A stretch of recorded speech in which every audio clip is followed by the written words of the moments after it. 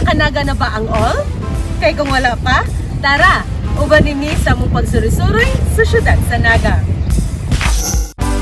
Kung ideal spot for photoshoot inyong ipangita, swak na swak kay ning pasilong sa Naga og Naga Boardwalk nga gipasigarbo sa Naga City, LGU. With eye-catching walkway and matching attractive lights, di yun ka magmahay sa pag-ani dinhi.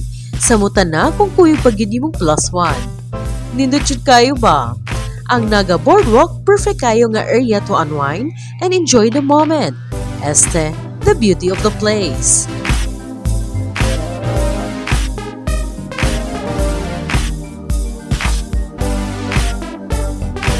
Kay balo ba mo nga ang pasilong sa Naga mao ang bagong Southern Cebu architectural wonder?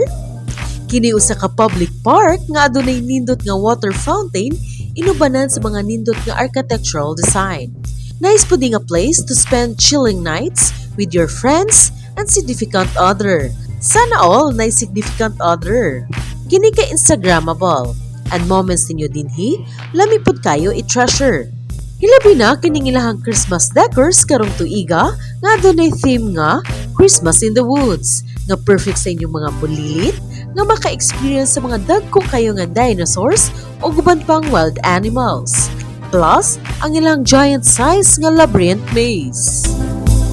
Sure yun nga makakuha ka sa imong phone and won't miss to take a photo or video of it.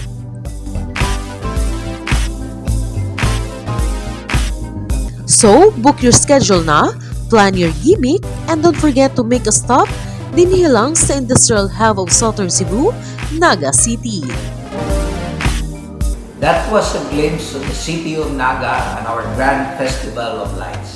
We do hope that through that video, we are able to offer you a breath of nature, art, and of course, of Naga Hanon's culture.